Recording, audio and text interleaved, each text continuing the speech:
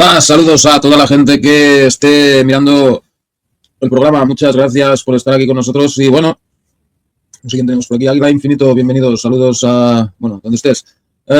Alejandro Molinas, muchas gracias por estar aquí con nosotros. Saludos a México, muchas gracias. Bueno, perfecto, pues gracias a los dos por estar aquí con nosotros. ¡Wey! José Cruz, bienvenido, muchas gracias por estar aquí con nosotros y saludos a México. Bueno, perfecto, pues gracias a los tres por estar ahí los primeros. Y bueno, vamos a seguir con el tema nazi de las sociedades secretas y todo este rollo, ¿no?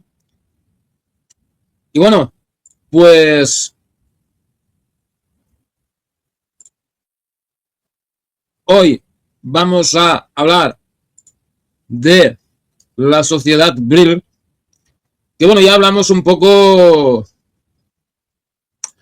al principio, cuando hablamos de los ovnis y tal, volveremos a hablar un poco de ovnis. Que bueno, algunos dicen que la sociedad Brill ni siquiera existió. Otros dicen que sí. No sé, lo vamos a dejar en el medio, pero por lo menos, o sea, no hay tantos documentos y tal como con la sociedad Thule, la sociedad de los germanos o la Anenerve, que bueno, todavía no hemos hablado, pero o sea, son... Bueno, la Anenerve no era una sociedad secreta, la Thule tampoco, la Thule era, como ya os dije, más bien una asociación cultural de temas germánicos. Pero dentro de la sociedad Thule estaba la Orden de los Germanos, que era la que lo controlaba. Y eventualmente de la sociedad Thule salió el partido nazi.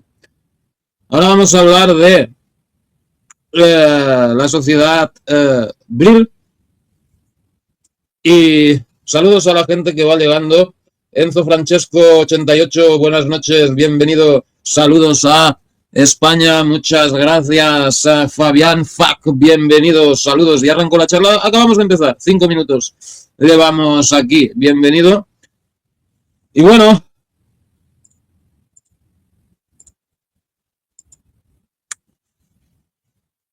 El Brill. Bueno, el Brill es... Se supone que es una especie de fuerza que si la controlas, pues puedes hacer lo que quieras, ¿no? O sea...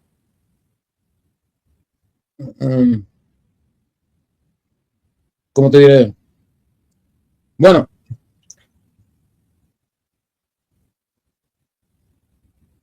de la sociedad Brill, el Brill pues viene de un tema de Espíritu Santo, dirían los cristianos. Sí, bueno, los cristianos, como en la Biblia Jesús dice que si tú quieres, que si tú realmente quieres mover la montaña o algo así, lo puedes hacer. Y luego Jesús ya, cuando se va, dice, lo que yo he hecho, ustedes lo podrán hacer mucho más y tal, ¿no? Pero bueno, quizá el equivalente oriental quizás sería el Kundalini, ¿no? El Kundalini, la fuerza vital o algo así, ¿no? Bueno, El primer indicio de la existencia de la sociedad Brill se descubrió en una escena que no podría haber estado fuera de lugar en uno de los thrillers ocultistas de Dennis Whitley.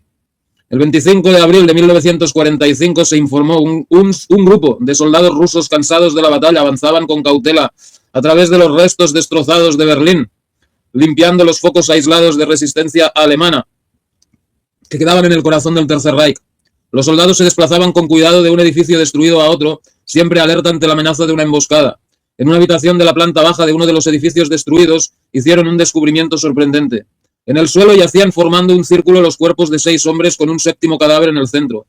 Todos vestían uniformes militares alemanes y el muerto en el centro del grupo llevaba un par de guantes verde brillante. La suposición de los rusos de que los cuerpos eran de soldados se desmintió rápidamente al descubrir que todos los muertos eran orientales.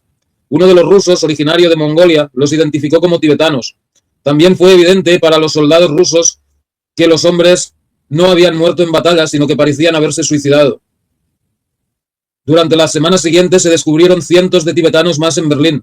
Algunos de ellos habían muerto claramente en batalla, mientras que otros se habían suicidado ritualmente, como los descubiertos por la unidad rusa. ¿Qué hacían los tibetanos en la Alemania nazi hacia el final de la Segunda Guerra Mundial? Se decía que la fuerza Brill o energía Brill se derivaba del Sol Negro, representado como una esvástica formada por las runas Sikh que supuestamente existe en el centro de la Tierra, dando luz al Brill Ya y emitiendo radiación en forma de Brill.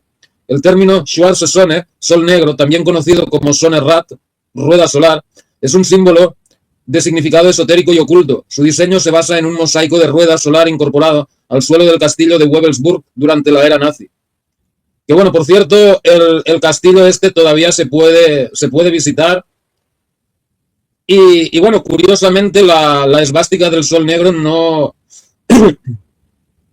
la han destruido, solo está tapada con unos sofás y tal, pero todavía está ahí, ¿no?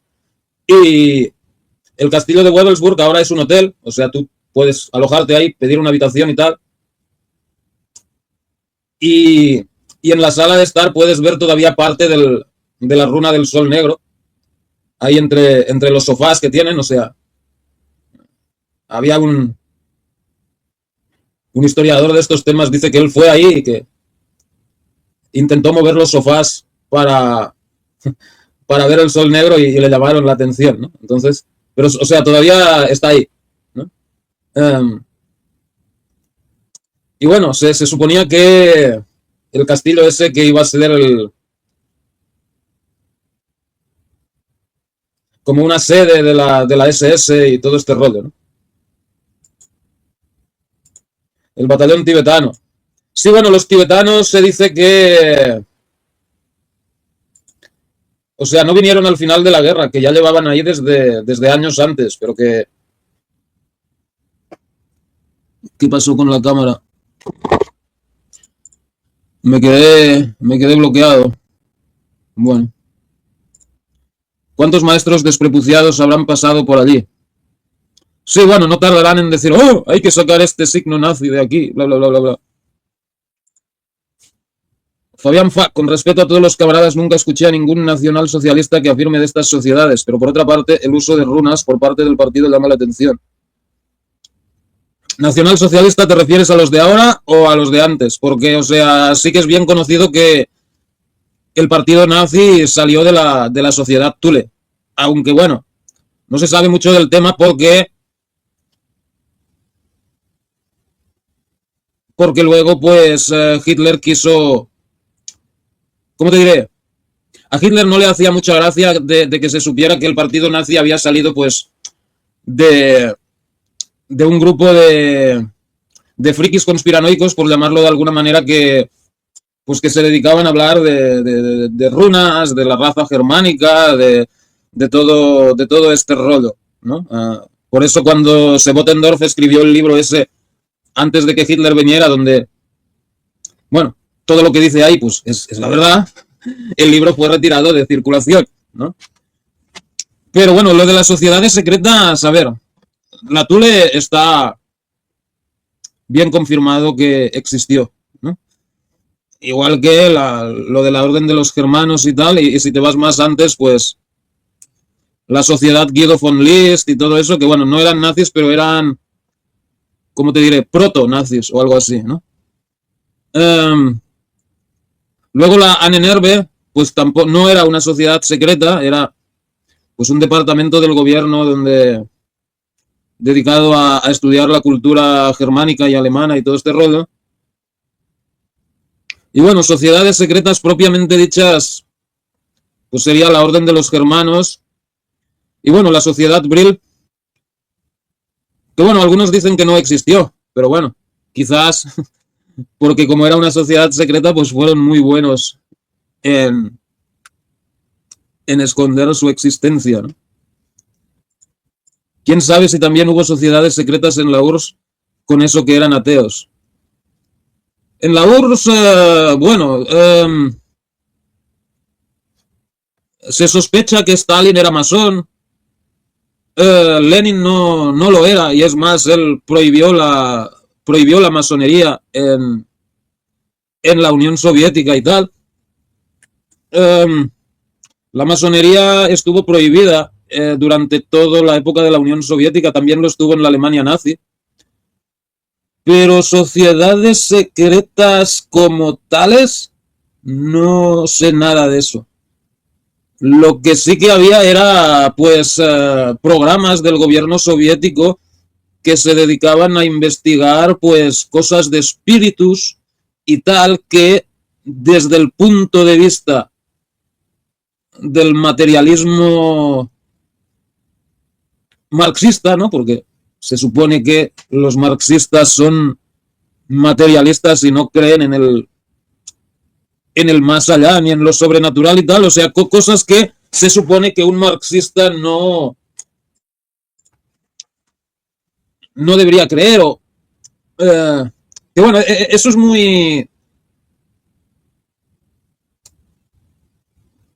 eso es muy ¿cómo te diré?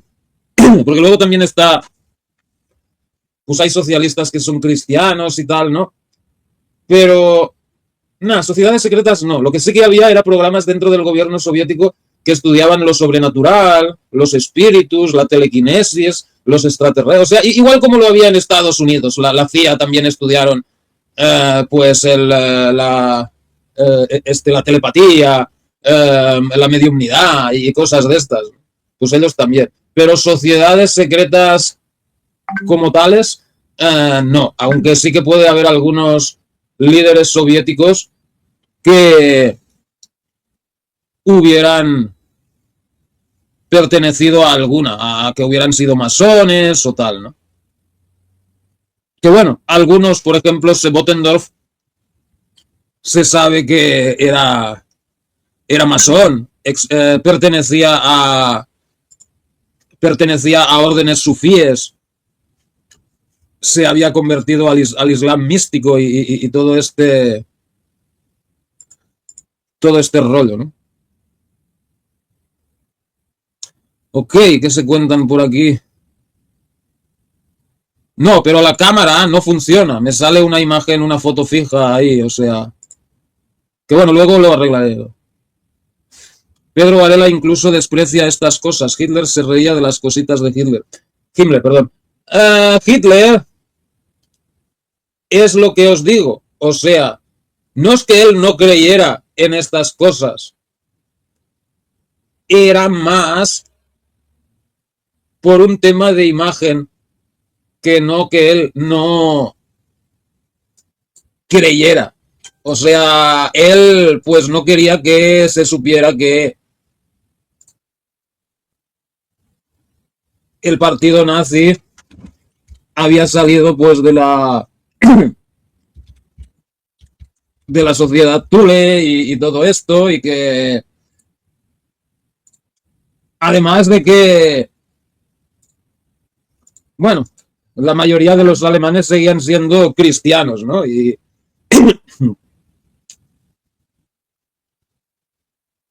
para que el nacionalsocialismo tuviera éxito necesitaban por lo menos, si no la colaboración, por lo menos la aceptación de las iglesias cristianas, ¿no? Y claro, si se sabía pues que ellos creían en el paganismo germánico y que y todo este rollo, pues como que quedaba un poco raro, ¿no? Entonces, Hitler intentó apartarse un poquito, pero parece que sí que le interesaban estos temas, que él leía montones de libros sobre estos temas. De todas formas, me falta conocimiento para poder opinar. Si es falso, pero si no lo es, la sociedad secreta en Rusia eran los rabinos como hoy en día, eso creo, puedo estar equivocado. Bueno, de la revolución bolchevique, o sea, ¿cómo te diré? El primer gobierno los primeros gobiernos soviéticos eran más de la mitad, eran judíos. O sea, el grupito de Trotsky, Radek, Zinoviev, etcétera, eran todos judíos. Sin embargo, luego, como todos estos judíos solían aglutinarse alrededor de la figura de León Trotsky, en las purgas de finales de los años 20, principios de los años 30, la mayoría son purgados del partido, menos Lázar Kaganovich, que sigue estando ahí en el Politburó y de hecho bastante cercano a Stalin, ¿no? Y ya después de la guerra, es curioso que, bueno, a diferencia de Estados Unidos, que siempre ha estado controlado por Israel, la Unión Soviética estaba bastante en contra de Israel. De hecho, en la propaganda soviética se presentaba a Israel como un títere del imperialismo, un títere de los yanquis y todo este rollo, ¿no? Y de hecho los soviéticos apoyaban a los árabes. Incluso se hicieron deportaciones internas de judíos de un lado a otro dentro de la Unión Soviética, ¿no? O sea, parece como que hubo, ¿cómo te diré? Como que empezó siendo todo controlado por judíos y luego el péndulo se fue en la otra dirección, ¿no? Sin embargo, si luego miras la Rusia post-soviética, ¿no? Ahora ya no tanto, pero las épocas empezando con Gorbachev y sobre todo la época de Yeltsin, porque en la época de Gorbachev subieron los jefes del crimen organizado, que la mayoría eran judíos. Estas figuras del crimen organizado fueron el germen de lo que luego fueron los oligarcas, ¿no? Y la mayoría de los oligarcas rusos son judíos. Aunque bueno, se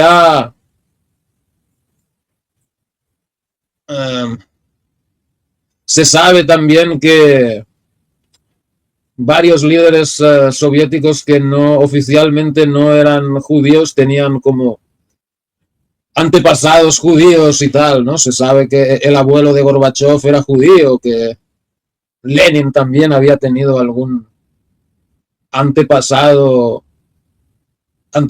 judío y tal, un bisabuelo, no sé qué rollo. Y luego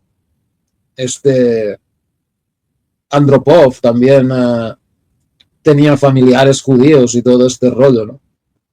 Pero bueno, la orden negra de las SS. Tengo una foto soviética original de un grupo de soldados parados sobre un pentagrama enorme. Me llamó mucho la atención y nunca pude encontrar la explicación. Igual simplemente es un pentagrama que encontraron y les hizo gracia hacerse la foto. A veces las cosas no tienen una explicación tan complicada. Como cuenta Salvador Borrego Escalante en su libro Derrota Mundial, los aliados llevaban la estrella en sus carros de combate mientras los malvados nazis llevaban la cruz. Sí, bueno, pero la estrella del derecho. O sea, la estrella, si no es invertida, no tiene un significado negativo. Por eso es curioso que, por ejemplo, el Partido Republicano de Estados Unidos, o sea, tenía en su logo el elefante con las 3 estrellas, del derecho, ¿no? Y hacia los años 90 empezaron a poner el logo con la estrella invertida, o sea, igual que la estrella satánica. Eso me llama mucho la atención, ¿no? Kaganovich, es que es muy fuerte el nombre. Bueno,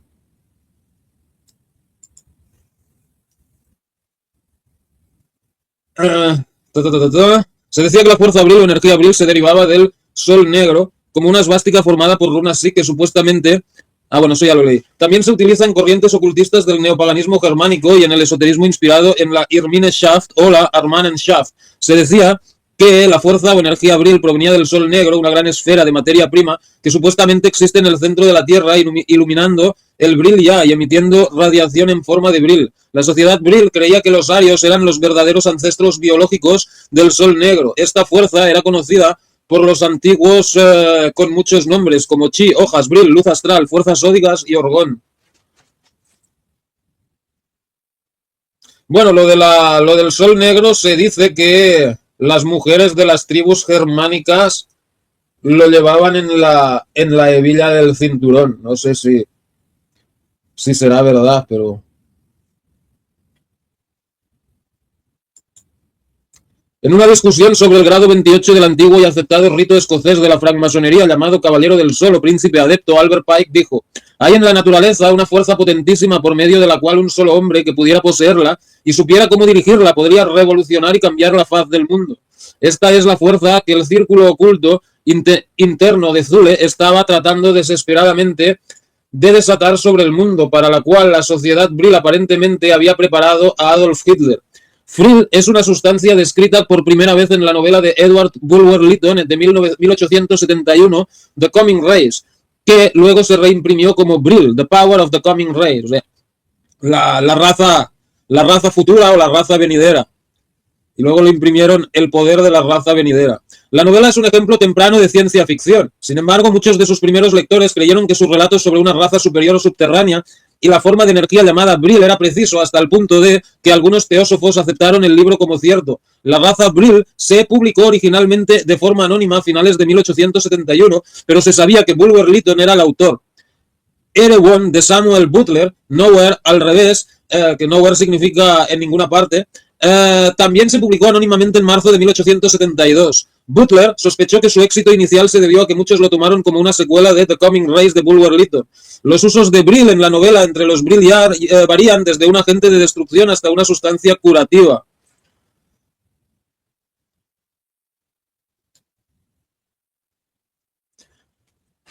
Según sé, la hija del anfitrión del narrador, Brill puede transformarse en la agencia más poderosa sobre todo tipo de materia, tanto animada como inanimada. Puede destruir como un rayo o reponer vida, sanar o curar. Se utiliza para abrirse paso a través de materia sólida. Se dice que su luz es más constante, más suave y más saludable que la de cualquier material inflamable.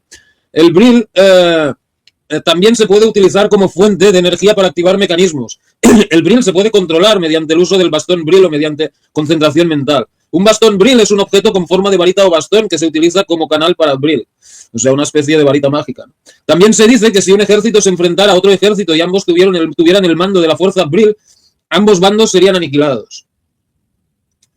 Considerando el trasfondo ocultista de Bulwer Lytton, muchos comentaristas estaban convencidos de que el supuesto Brill ficticio estaba en una fuerza mágica real. Elena Blavatsky, o sea, esta de aquí,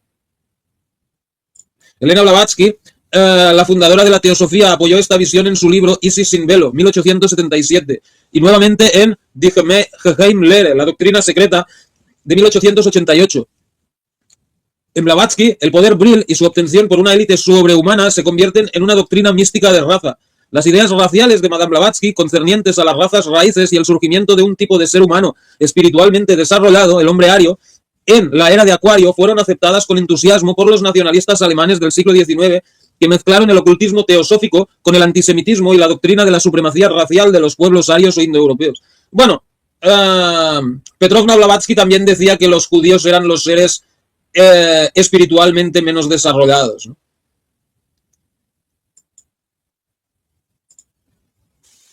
La Blavatsky, pues tuvo bastante influencia en el tema nazi, ¿no? Sobre todo porque decía que los judíos eran la raza menos desarrollada, que, bueno, ella tenía mucho amor por la cultura india y tal, ¿no? Pero, o sea, también decía que los más desarrollados eran de origen ario y todo el rollo, que procedían de los atlantes y tal. Muchas cosas que luego las sociedades secretas nazis también dirían eso, cosas parecidas. Lo que pasa que luego los sucesores de Blavatsky, Alice Bailey y compañía, pues fueron en una deriva un poco, eh, ¿cómo te diré? Un poco extraña, asociándose, asociándose con el sector más globalista de las élites internacionales, hasta el punto que la editorial de la Sociedad Teosófica, pero ya con Blavatsky muerta, entonces era Alice Bailey, les dejaron poner una oficina en las Naciones Unidas. Y bueno, la editorial tenía el curioso nombre de Ediciones Lucifer, que luego lo cambiaron a Lucis Trust, porque bueno, Ediciones Lucifer quedaba un poco raro, ¿no? Entonces, con el tiempo, esa editorial se convertiría en, bueno, la editorial oficial de las Naciones Unidas, ¿no? Pero al principio Blavatsky sí decía algunas cosas interesantes, ¿no?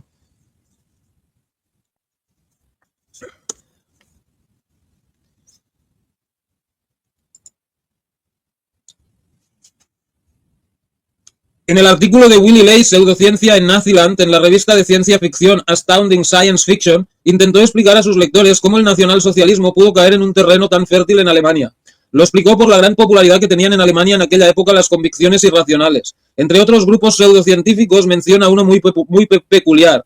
El siguiente grupo se fundó literalmente a partir de una novela. Ese grupo, que creo que se llamaba Wahrheit Gesellschaft, Sociedad por la Verdad, y que estaba más o menos localizado en Berlín, dedicaba su tiempo libre a buscar a Brill. El artículo de ley describe un generador de movimiento perpetuo basado en Brill y es la base principal de la especulación que se desarrolló posteriormente. La Sociedad para la Verdad que describe Ley estaba llevando a cabo una investigación sobre la existencia de Brill. Las especulaciones en torno a las armas maravillosas del Tercer Reich podrían respaldar los vínculos con la investigación sobre la existencia y las posibilidades de aplicación del Brill, por ejemplo, en el supuesto dispositivo tecnológico científico de alto secreto y altamente sensible, Die Glocke. Die Glocke, en alemán la campana, es un supuesto dispositivo tecnológico científico nazi de alto secreto, arma secreta o Wunderwaffe. Está asociado con el ocultismo nazi y la investigación sobre la antigravedad o la energía libre. Supuestamente se trata de un experimento llevado a cabo por científicos del Tercer Reich que trabajaban para las SS en unas instalaciones alemanas conocidas como Der Riese, cerca de la mina Wenceslaus. Die Glocke se describe como un dispositivo hecho de un metal duro y pesado de aproximadamente 2,7 metros de ancho y entre 3,6 y 4,5 metros de alto, con una forma similar a la de una campana grande. Este dispositivo contenía ostensiblemente dos cilindros contrarrotatorios que estarían llenos de una sustancia similar al mercurio, el elemento 115, otras sustancias que se suponía que se emplearían en los experimentos denominadas Leichtmetall, metal ligero, incluían peróxidos de torio y berilio. Die Glocke emitía una fuerte radiación al activarse. Bueno, de la Glocke hablamos un poco en uno de los primeros programas y se dice, bueno, se dicen muchas cosas.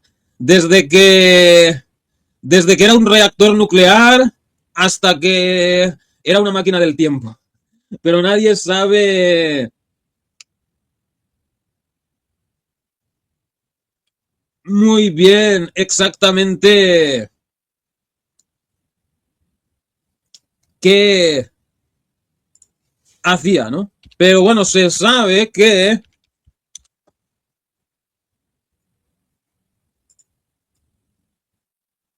en la República Checa, eh, Víctor Schauberger o algo así, él estaba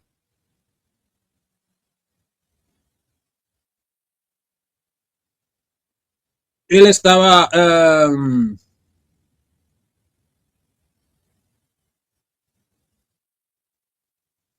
investigando el tema este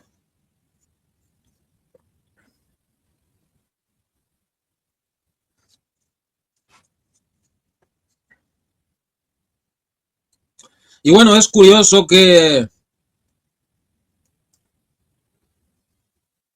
Willy Ley, o sea, se burlara de estas cosas,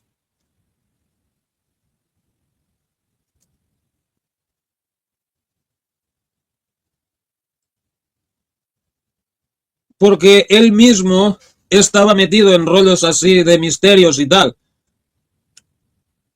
De hecho, su tema estrella era la criptozoología y no sé si habéis oído alguna vez de la teoría del Mokele Pembe o algo así, de que los dinosaurios seguirían existiendo en el Congo y tal. Pues esa idea la popularizó él, de que hay dinosaurios vivos en África y todo este rollo. O sea, lo que pasa que, bueno, no sé si Ley era judío, pero sí que es verdad que él se marchó de Alemania poco después de que Hitler llegara al poder y él estaba en contra de los nazis, ¿no? Que bueno, curiosamente luego después de la guerra, cuando los Yankees ficharon a Werner von Braun y tal, él trabajó junto con Werner von Braun en el programa espacial de Estados Unidos, ¿no? Digo, que Alemania necesitaba energía, me quedo con lo del reactor nuclear. Puede ser. Lo escuché en un canal de críptidos. Estoy suscrito a dos. Creepynautas y Dinocríptidos. Buenos canales. Yo estoy suscrito a casi todo lo que sea misterios y tal. Bueno, más precisamente la Logia Luminosa o Sociedad Brill era una comunidad secreta de ocultistas en el Berlín anterior al Tercer Reich. La Sociedad Brill de Berlín era de hecho una especie de círculo interno de la Sociedad Thule. Mientras que esta última terminó centrándose principalmente en agendas materialistas y políticas, la Sociedad Brill centró su atención en el otro lado y la tecnología etérea. Un miembro importante fue Karl Haushofer, y entre los miembros se encontraban Alfred Rosenberg, el doctor Theodor Morrell, o sea, más tarde médico del Führer, Heinrich Himmler, Hermann Göring y Hitler mismo. Que bueno, algunos dicen que Hitler no estuvo en la Thule, otros que sí estuvo, pero solo estuvo invitado en algunas sesiones. Pues bueno, yo creo que sobre esta altura, a estas alturas, ya nunca se sabrá. También se pensaba que estaba en estrecho contacto con el grupo inglés conocido como la Hermandad Hermética de la Aurora Dorada. Que bueno, este grupo de la Aurora Dorada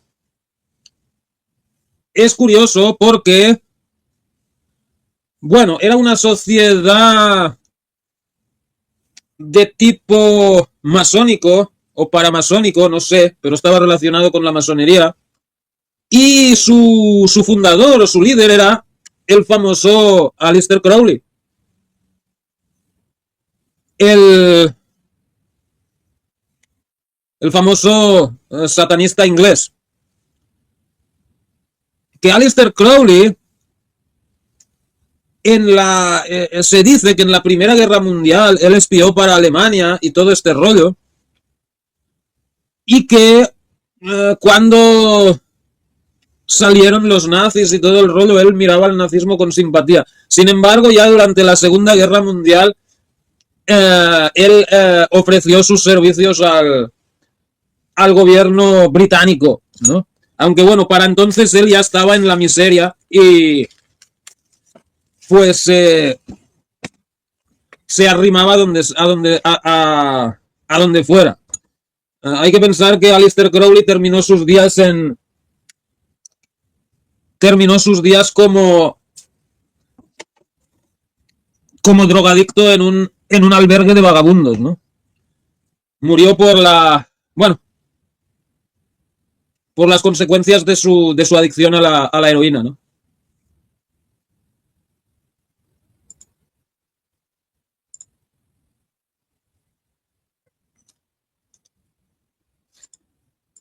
Golden Dawn, con A. Golden Dawn, sí, así mismo.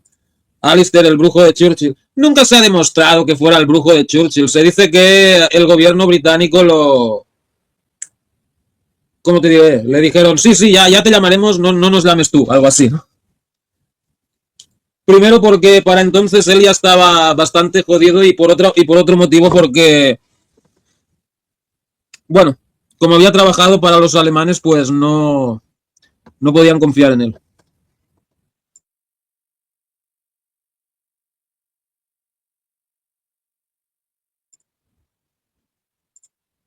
La sociedad Brill en Alemania creía que la raza aria era una creación de un eón, a través del medio del sol negro, que está representado como una forma de esvástica, como una forma de esvástica, y se había originado cerca del cúmulo estelar de las Pléyades, de un planeta que orbitaba la estrella Aldebarán, que se traduce literalmente como el seguidor, presumiblemente porque esta estrella brillante parece seguir a las Pléyades, o cúmulo estelar, 7 hermanas en el cielo nocturno.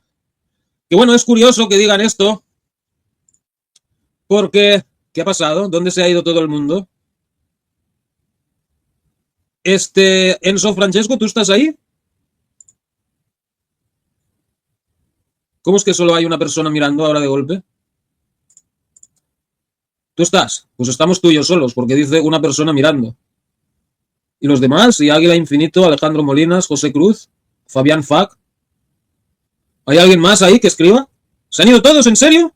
Ahora pone 4 personas. Bueno, no sé, muy raro. Ahora 5 personas. Yo estoy, bueno. YouTube está loco. Ok. Bueno, es curioso que diga esto de las Pléyades, ¿no? Que el Brill viene de las Pléyades y todo este rollo. Porque si miras ahora todos estos contactados que dicen que se contactan con las Pléyades y tal, o los pleiadianos o tal, o sea, ¿qué aspecto tienen los pleiadianos? Sí, se te sale lo que escribes. Ahí está tu comentario en la pantalla. Bueno, ¿qué aspecto tienen los pleiadianos? Los pleiadianos tienen el aspecto de un nórdico. O sea, de hecho, por eso se les llama también nórdicos, ¿no? Tienen el aspecto de un ario, de un alemán, aunque bueno, aunque no todos los alemanes sean rubios, ¿no? Pero, o sea, son todos rubitos, altos, fuertotes, ¿no?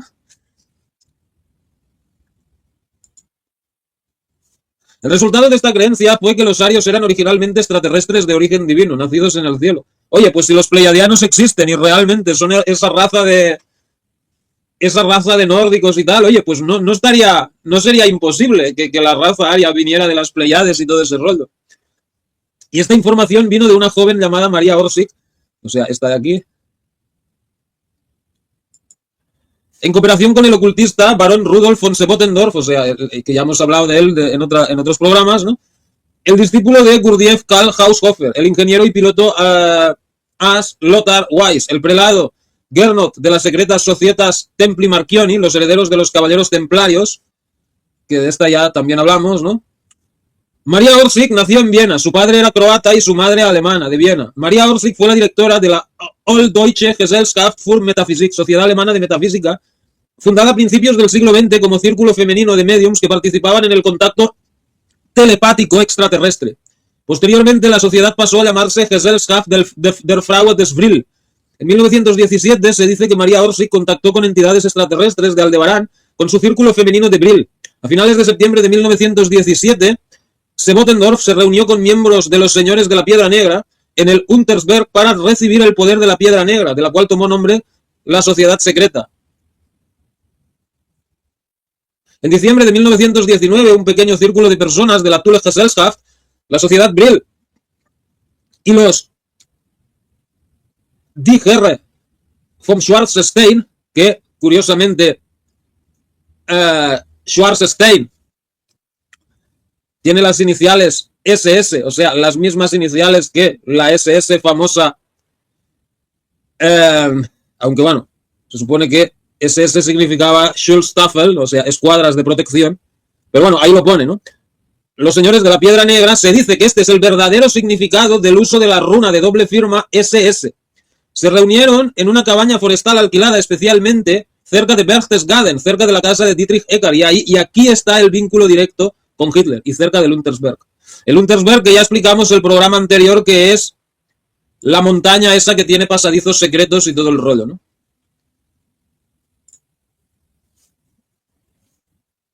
María Orsic, qué linda, habrá existido, ella era croata, creo, como Tesla. Tesla era serbio, pero Orsic era medio croata, medio austríaca. Gurdjieff no sabía.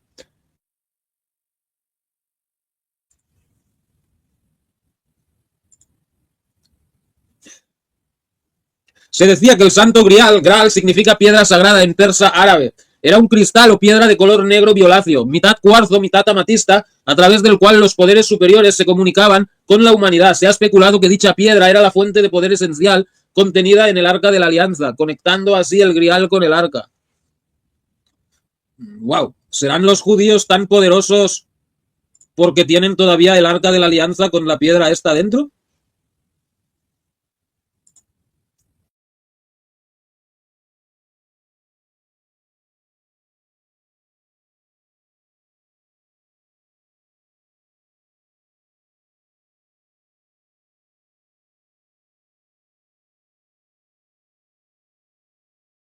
Ok, ahora sí se me ve, ahora funciona la cámara, por fin.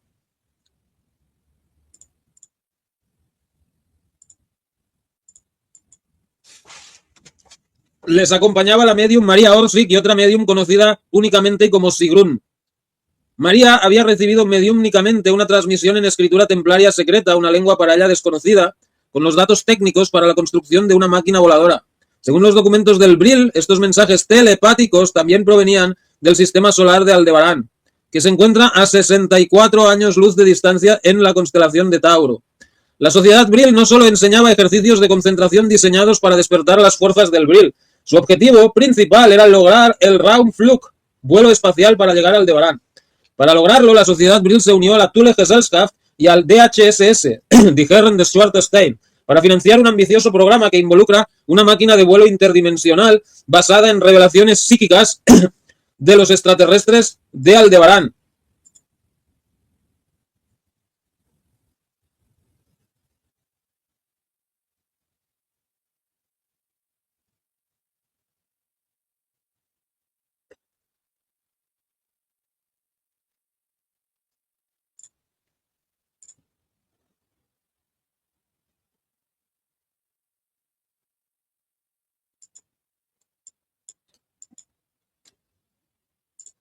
Ahora sí.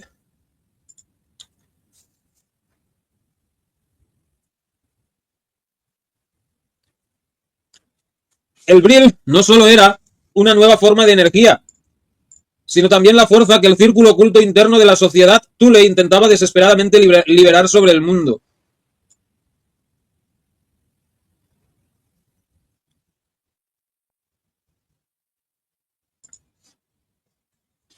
Y que la sociedad Brill trabajaba con Adolf Hitler para lograr. La idea de la mutación y transformación en una forma superior de un dios hombre fue concebida a través del Brill en la raza venidera de Buller-Lytton.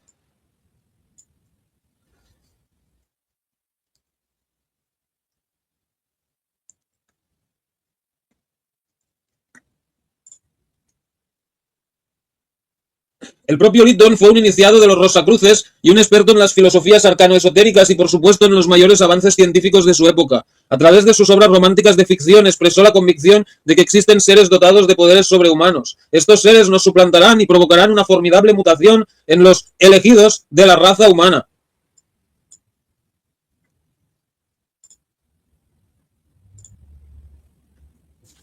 Bulwer Lytton fue considerado durante su vida uno de los más grandes escritores en lengua inglesa. Edward George Earl Lytton Bulwer Lytton, primer barón de Lytton, PCs, creo que quiere decir Private Council, o Consejo Privado del Rey o algo así. Nacido el 25 de mayo de 1803, murió el 18 de enero de 1873. Fue un político, poeta, dramaturgo y novelista inglés. Gozó de una inmensa popularidad entre los lectores y escribió una serie de novelas de 10 centavos que fueron éxitos de ventas y le reportaron una considerable fortuna. A Bulwer Lytton se le atribuye el apelativo para los alemanes, Das Volk der Dichter und Denker, es decir, el pueblo de los poetas y pensadores. Bulwer Lytton escribió muchas otras obras, entre ellas La raza venidera o Brill, El poder de la raza venidera, en 1871, que se inspiró en gran medida en su interés por lo oculto y contribuyó al nacimiento del género de ciencia ficción. Su historia sobre una raza subterránea que espera reclamar la superficie de la Tierra es un tema temprano de la ciencia ficción. El libro popularizó la teoría de la Tierra hueca y pudo haber inspirado el misticismo ario-folkish. Su término Brill dio nombre al extracto de carne de bovril, vril bovino. Wow. Eso no sabía. Bobril.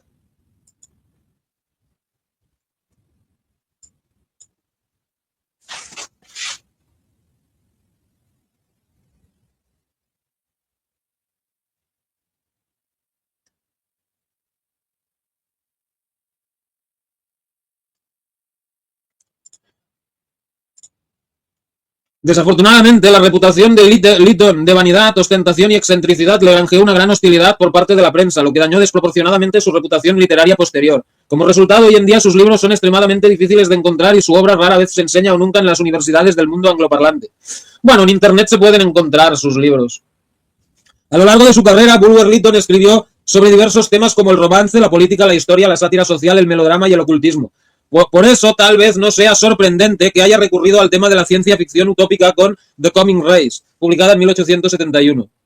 En esta novela, el narrador, un viajero y aventurero independiente, explora una mina en un lugar desconocido y descubre un vasto mundo subterráneo habitado por una raza superior de humanos llamados Brill-Ya, antaño habitantes de la superficie terrestre. Los Brill-Ya se vieron obligados a refugiarse bajo tierra por una catástrofe natural similar al diluvio bíblico de hace miles de años. Su tecnología es muy superior a la del mundo humano común y se basa en la aplicación de una fuerza conocida como Brill. Al hacerse amigo de una joven Brill-Ya llamada Ze, el narrador le pregunta sobre la naturaleza de la fuerza Brill. Ze comenzó entonces a darme una explicación que entendí muy poco, pero no existe ninguna palabra en ningún idioma que conozca que sea un sinónimo extracto de Brill. Yo la llamaría electricidad, algo que comprende en sus múltiples ramas otras fuerzas de la naturaleza, a las que en nuestra nomenclatura científica se asignan diferentes nombres como magnetismo, galvanismo, etc. Estas personas consideran que en el Brill han llegado a la unidad en las agencias energéticas naturales que ha sido conjeturada por muchos filósofos sobre la Tierra y que Faraday insinúa así bajo el término más cauteloso de correlación. Hace mucho tiempo que tengo una opinión, dice ese ilustre experimentalista, casi equivalente a una convicción en común, creo, con muchos otros amantes del conocimiento natural, de que las diversas formas bajo las cuales se manifiestan las fuerzas de la materia tienen un origen común, o en otras palabras, están tan directamente relacionadas y son mutuamente dependientes que son convertibles, por así decirlo, una en otra, y poseen equivalentes de poder en su acción. Según Zey, todos los Brill-Ya están entrenados en la aplicación del Brill, que puede usarse para controlar el mundo físico, incluidas las mentes y los cuerpos de otros, así como para mejorar los potenciales telepáticos y telequinéticos de la mente humana. La fuerza Brill se aplica con mayor frecuencia mediante un dispositivo conocido como el bastón Brill, que al igual que la propia fuerza Brill requiere muchos años para dominarlo. El narrador no puede sostener uno por temor a alguna terrible accidente ocasionado por mi desconocimiento de su uso. El bastón Brill es hueco y tiene en el mango varios topes, llaves o resortes mediante los cuales su fuerza puede alterarse, modificarse o dirigirse, de modo que mediante un proceso destruye, mediante otro cura, mediante uno puede desgarrar la roca, mediante otro dispersar el vapor, mediante uno afecta a los cuerpos, mediante otro puede ejercer cierta influencia sobre las mentes. Durante su prolongada estancia en el reino subterráneo, el narrador descubre el sistema de gobierno bajo el cual viven los Brill-Ya. Están gobernados por un único magistrado supremo que abdica del cargo a la primera señal de vejez. Aunque su sociedad está completamente libre de crímenes o conflictos de cualquier tipo, consideran la fuerza y la violencia entre las virtudes más nobles, y el triunfo del fuerte sobre el débil en perfecta consonancia con la naturaleza. O sea, una especie de darwinismo social o algo así, ¿no? La democracia y las instituciones libres son para ellos meros experimentos rudimentarios de una cultura inmadura. El gobierno de la tribu de Brill-Ya era aparentemente muy complejo, pero en realidad muy simple. Se basaba en un principio reconocido en teoría, aunque poco aplicado en la práctica, a saber que el objetivo de todo sistema de pensamiento filosófico tiende a alcanzar la unidad o el ascenso a través de todos los laberintos intermedios hasta la simplicidad de una única causa o principio primero. Así, en política, incluso escritores republicanos han coincidido en que una autocracia benévola aseguraría la mejor administración si existieran garantías para su continuidad o contra el abuso gradual de los poderes que se le habían otorgado. No había en esta sociedad nada que indujera a ninguno de sus miembros a codiciar las responsabilidades del cargo. No se le asignaban honores ni insignias de rango superior. El magistrado supremo no se distinguía del resto por su superioridad habitacional o sus ingresos. Por otro lado, las funciones que le encomendaban eran maravillosamente sencillas y fáciles, sin requerir un grado preponderante de energía o inteligencia. Tras varias aventuras en el mundo subterráneo y numerosas conversaciones con sus habitantes, el narrador llega a la siguiente conclusión sobre los orígenes últimos de la fantástica raza Brill-Ya. Este pueblo, aunque originalmente no solo pertenecía a nuestra raza humana, sino que, como me parece claro por las raíces de su lengua, descendía de los mismos ancestros que la gran familia aria, de la que en diversas corrientes ha emanado la civilización dominante del mundo, y habiendo, según sus mitos y su historia, pasado por fases sociales que nos son familiares, se había convertido en una especie distinta con la que era imposible que ninguna comunidad del mundo superior pudiera fusionarse. y que si alguna vez emergieran de estos rincones abisales a la luz del día, según sus propias convicciones tradicionales sobre su destino final, destruirían y reemplazarían nuestras variedades humanas existentes. Aunque profundamente impresionado por el conocimiento y los logros de los Brill-Ya, el narrador se siente aterrorizado por su poder y la facilidad con la que lo ejercen, insinuando en cierto momento que si los hubiera enfurecido en algún momento, no habrían tenido reparos en volver sus bastones Brill contra él y reducirlo a cenizas. Esta inquietud, sumado a su deseo natural de regresar al mundo superior y a la vida que le es familiar, impulsa al narrador a buscar una vía de escape del mundo subterráneo de los Brill-Ya. La ayuda llega en la inesperada figura de Ze, quien se ha enamorado de él y ha intentado convencerlo de que se quede, pero que sin embargo comprende que un amor no correspondido no puede traer felicidad a ninguno de los dos. Es ella quien lo guía de vuelta al pozo de la mina por el que entró por primera vez en el reino de los Brill-Ya. Al regresar a casa, el narrador comienza a reflexionar sobre las maravillas que ha contemplado muy por debajo de la superficie de la tierra de la raza venidera. En el capítulo final leemos: cuanto más pienso en un pueblo que desarrolla tranquilamente en regiones excluidas de nuestra vida y consideradas inhabitables por nuestros sabios, poderes que superan nuestros modos y virtudes más disciplinados y a los que nuestra vida social y política se vuelve antagónica a medida que avanza nuestra civilización, más devotamente ruego para que transcurran todavía siglos antes de que emerjan a la luz del sol nuestros inevitables destructores.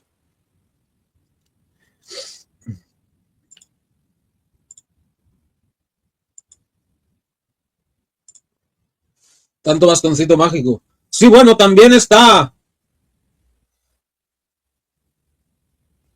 En América también tenían el bastón de mando, algo así, ¿no? Y o sea, es lo mismo que los reyes y tal también tienen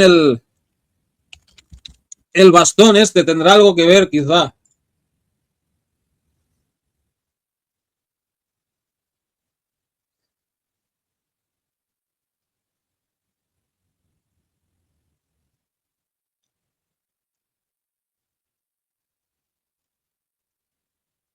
Si los alcaldes lo tienen también y los reyes y todo este rollo, ¿no? Que bueno, es más bien ceremonial, ¿no? Pero quizá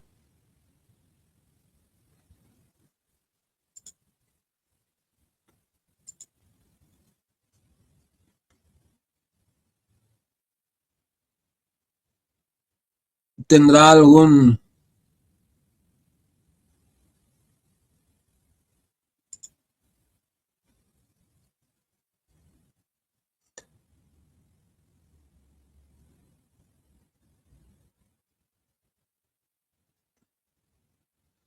origen, ¿no?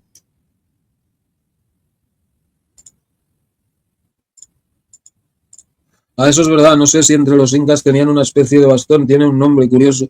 Sí, curioso que, o sea, los mariscales, almirantes, eso también tienen bastones de estos.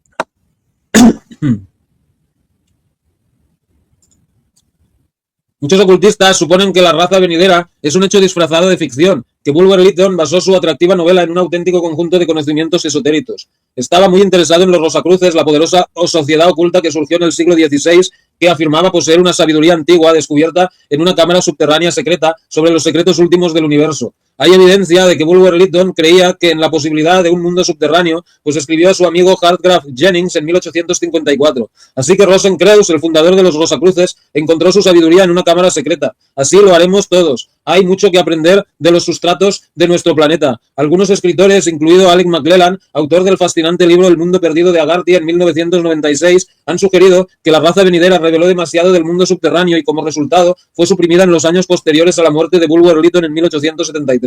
De hecho, describe el libro como uno de los libros de misticismo más difíciles de encontrar y nos informa de su propia búsqueda de una copia que durante algunos años no tuvo éxito. Si bien es indudable que se trata de una intrigante puesta en escena por parte de McClellan, la rareza del libro seguramente puede explicarse por la injusta decadencia de la reputación literaria póstuma de Bulwer Lytton mencionada anteriormente.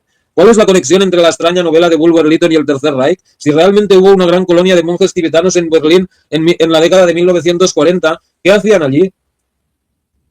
Parece que el vínculo no era otro que el general y profesor Karl Haushofer, nacido en 1869 y muerto en 1946. Cuyas teorías geopolíticas dieron origen al concepto de Lebensraum, espacio vital, y que Hitler sostenía que sería que sería necesario para el continuo dominio de la raza aria superior y que pretendía tomar principalmente de la Unión Soviética. Haushofer, junto con Dietrich Eckart, que bueno, de Dietrich Eckart, pues ya hemos hablado,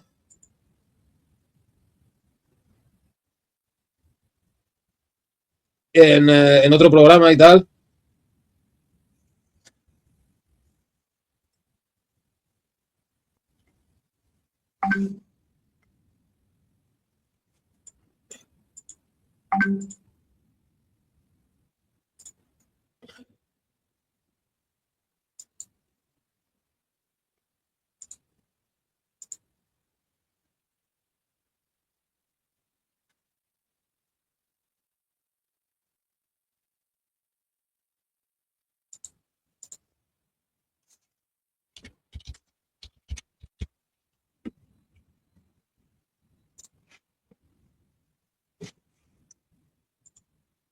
Flor de Loto, ¿qué tal? Bienvenida. Muchas gracias por estar aquí con nosotros. Saludos a Ecuador.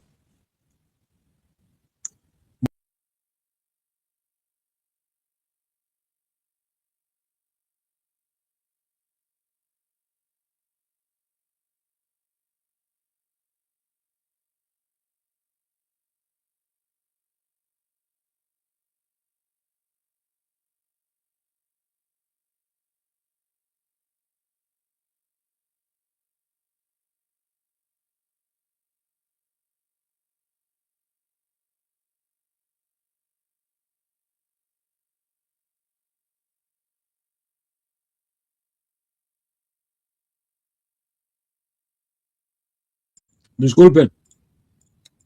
Bueno, Haushofer, junto con Dietrich Eckart, el periodista y dramaturgo que influyó en Hitler al entrenarlo en las ciencias ocultas y además lo introdujo en círculos sociales influyentes después de la Primera Guerra Mundial, es descrito con frecuencia como un mago negro practicante y probablemente el mago maestro del Partido Nacional Socialista. Haushofer destacó en la Universidad de Múnich, donde comenzó a desarrollar su interés por la vida por el lejano oriente. Después de dejar la universidad, ingresó en el ejército alemán, donde su gran inteligencia le aseguró un rápido ascenso en las filas. Su conocimiento del lejano oriente le valió un puesto como agregado militar en Japón. Haushofer creía que el pueblo alemán se originó en Asia Central y que la raza indogermánica la que garantizaba la permanencia, la nobleza y la grandeza del mundo. Y bueno, eso de que el pueblo alemán se originó en Asia Central es probablemente verdad. O sea, el pueblo alemán no sé, pero por lo menos la raza aria, la raza indoeuropea, llegaron de Asia Central y del Cáucaso. Por eso cuando en Estados Unidos la policía busca a un hombre blanco, no dicen white man, dicen Caucasian male, varón caucásico.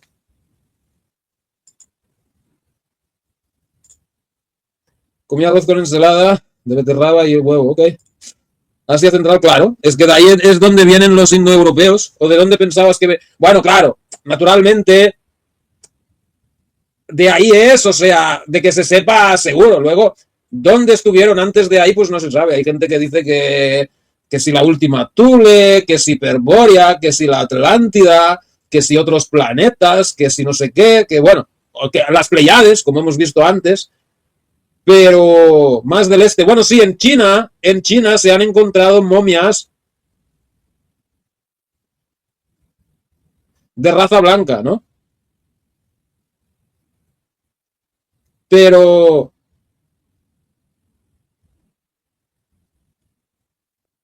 pero o sea, la raza,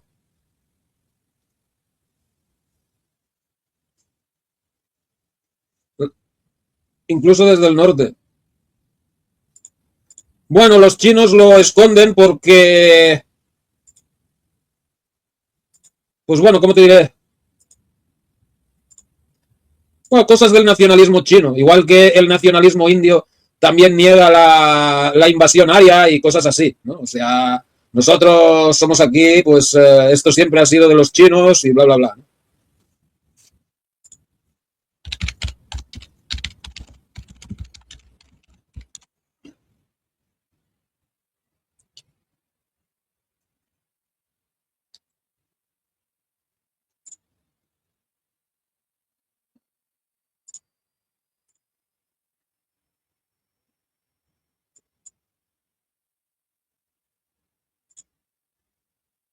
No sabía lo del nacionalismo indio, qué pena, la verdad. Claro, o sea, ellos quieren vender la película de que la civilización india siempre estuvo ahí. O sea, no quieren aceptar que...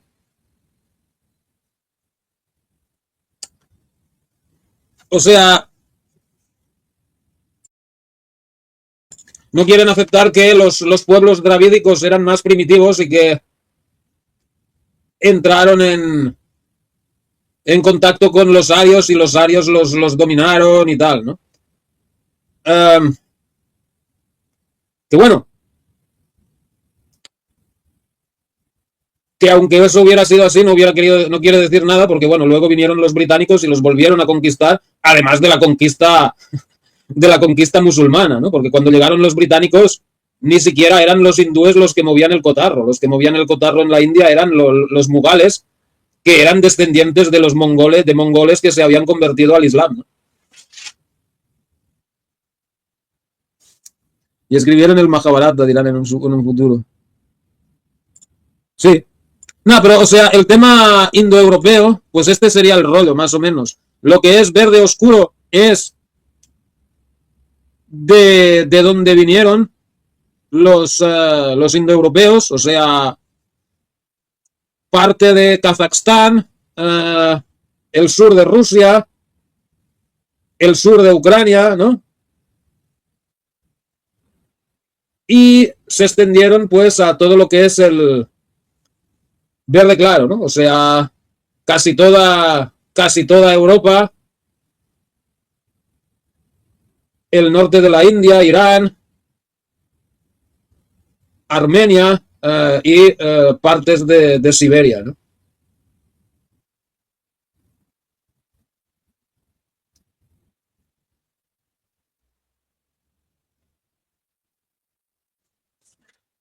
Aunque bueno, algunos creen que incluso los sumerios y los egipcios eran blancos, ¿no? Aunque bueno, eso tampoco está tan claro. Lo que sí se sabe que, o sea, los egipcios entraron en contacto con los nubios, ¿no?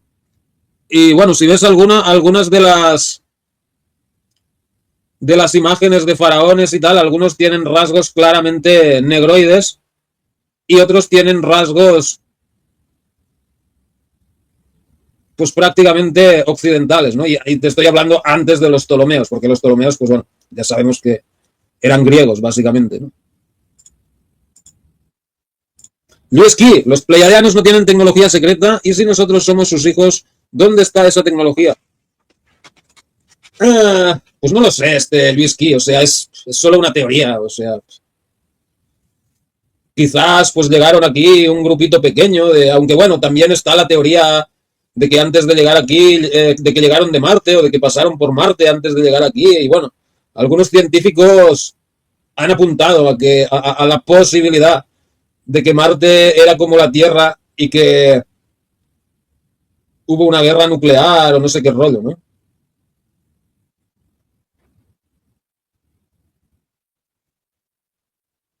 Los arios son, pues, la raza blanca, básicamente. Pueblos germánicos que se expandieron. No, no son exactamente germánicos. O sea, los germánicos son una rama de los arios, de los indoeuropeos. O sea, de los pueblos de los indoeuropeos salieron los germánicos, pero también salieron los celtas, también salieron los indoarios, también salieron los griegos, salieron los latinos, salieron, pues no sé, básicamente todos los pueblos de Europa, con la excepción de los vascos, los húngaros y los finlandeses.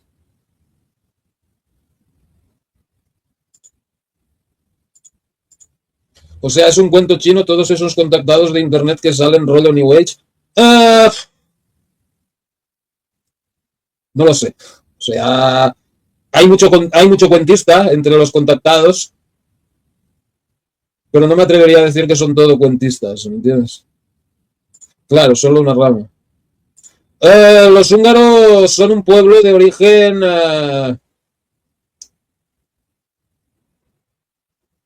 de origen túrquico, creo. Túrquico o urálico, no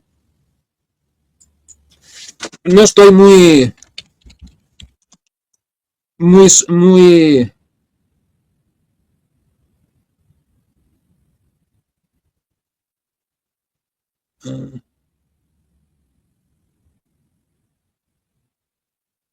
Pertenecen a. Son un pueblo de lengua urálica.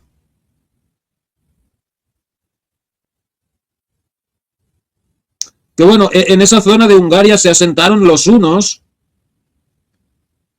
Los hunos eran de origen mongoloide.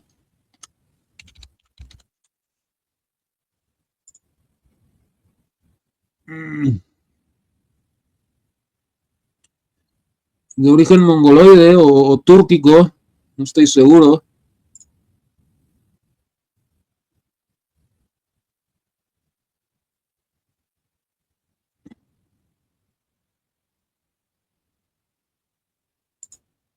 Origen de los hunos.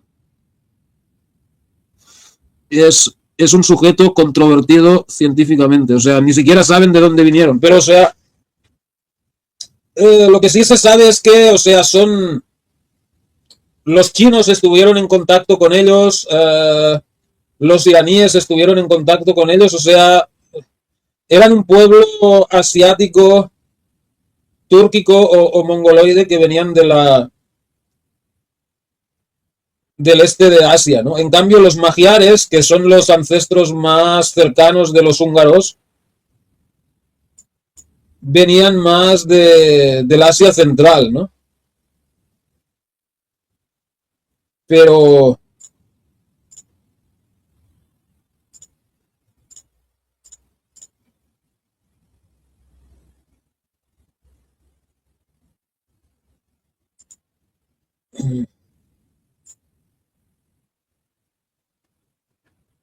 pero bueno, o sea, no son ni los unos ni los magiares son pueblos indoeuropeos, o sea, eran de origen urálico o túrquico. De hecho, he visto representaciones de los magiares o sea, de la temprana edad media, que los sacan con los ojos achinados, ¿no? O sea, podrían ser incluso mongoloides, ¿no?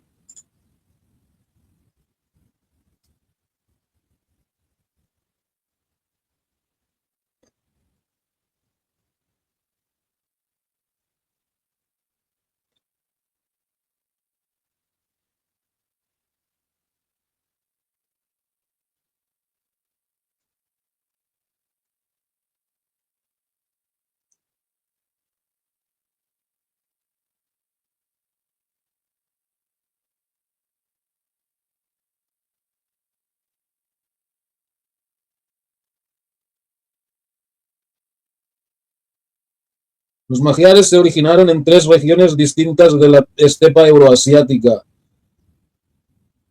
los montes Altai, el noroeste de Mongolia y el sur de Siberia.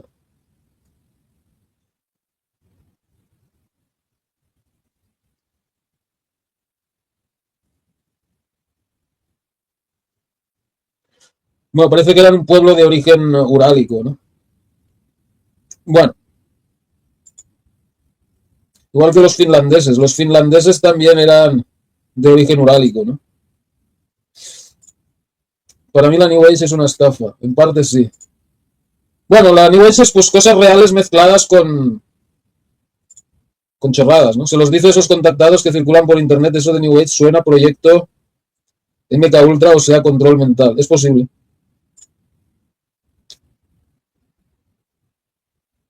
Bueno. ¿Qué pasa con Juanito Juan, que solo se limita a decir que lo visitan y nada nuevo dice? Porque ya no se le ocurre nada nuevo que decir.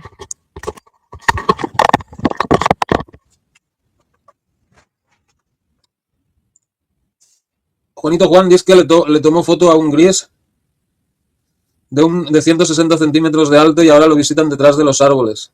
Debía ser un duende en vez de un gris. Muchos contactados dicen que el mensaje del alienígena es paz, amor, cuidado, etcétera. Nada nuevo para mí es viajar, bajar la guardia. No, pero a ver, Juanito Juan no era ese que tenía ovnis dentro de su casa o no sé qué rollo. O sea, cuando uno de estos le venga a visitar a alguien y diga, mira, ¿ves? Esto es lo que... Pero no, o sea, hacer una foto y luego, no sé, claro, eso lo puedes trucar fácilmente. Y más hoy en día con los ordenadores. Y algunos que dicen que el famoso Atlas existen almas o visitantes. Ya cualquier cosa te pueden decir. Ok.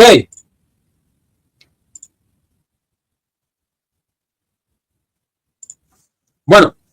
Ta, ta, ta, ta, ta.